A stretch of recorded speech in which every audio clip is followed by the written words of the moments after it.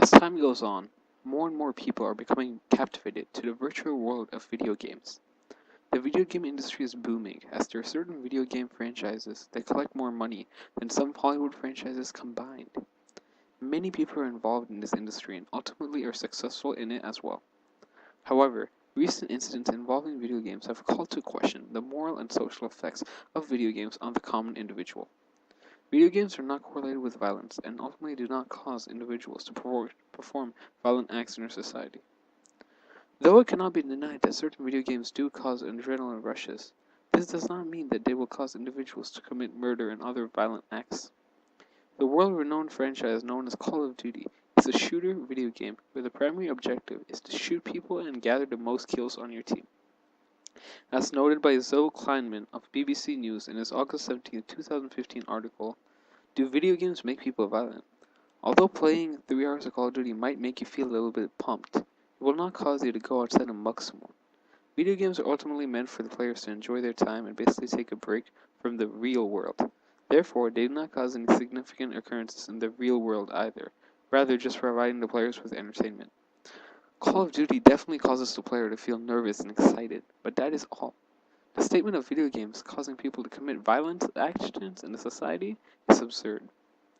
Furthermore, no evidence is presented that claims that video games are directly a cause of violence. As stated by Sean Coughlin of BBC News in his February 6, 2014 article, violent video games leave teens morally immature. Many teenagers can play violent video games without any evidence of a change in attitude. This also supplements to the fact that video games do not cause any violence in the individual, but also no change in any aspects of the child's behavior at all. As many parents worry that excessive video game exposure will cause their kids to become socially awkward, have a decrease in empathy, and of course, an increase in violent behavior, none of this is actually proved and ultimately are false assumptions. In fact, in certain scenarios, violent video games are able to create harmony in people's minds. The way that people gather information is misleading as well.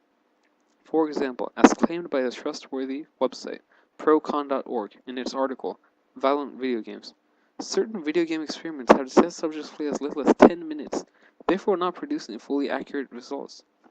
Only 10 minutes is not efficient to ultimately define if video games produce fatal effects or not. Due to this, the effects of video games are most likely more exaggerated than they actually are due to the temporary effects that are presented as a result. The main purpose of video games is to create enjoyment in people and entertainment as well. Therefore, video games never truly cause extreme violence in individuals. I tend to play video games occasionally on weekends or whenever I feel like I need some rest and relaxation. In other words, video games make me feel more relaxed and just have fun.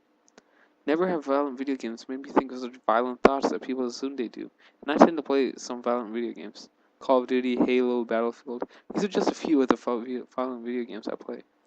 Despite playing these games constantly, like how a basketball player would play basketball, I do not have any violent thoughts that are generated in my brain. Therefore, the claim that video games are a direct cause of violence in the real world is falsified and ultimately not true. However, the fact that about half the people do believe that video games are correlated with violence can be justified due to certain situations that have arose in the past. The controversial situation that occurred in Littleton, Colorado at Columbine High School is a direct example of this. Two high school seniors, Dylan Globold and Eric Harris, began open fire on their classmates, ultimately taking 13 innocent lives.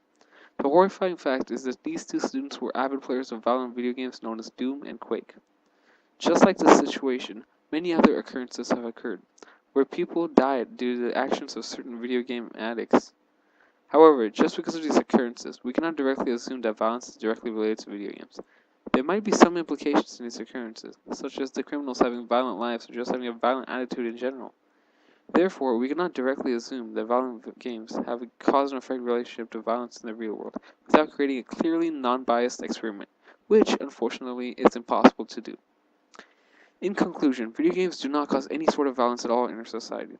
Does it make sense for a virtual video game to create such extreme violence in our community? It is just not feasible. Rather, they are an industry and therefore attempt to entertain their customers as much as possible. Yes, sometimes video games do have extreme content in them that many people may find disturbing, but they are just games. They should not be taken as seriously as people do these days.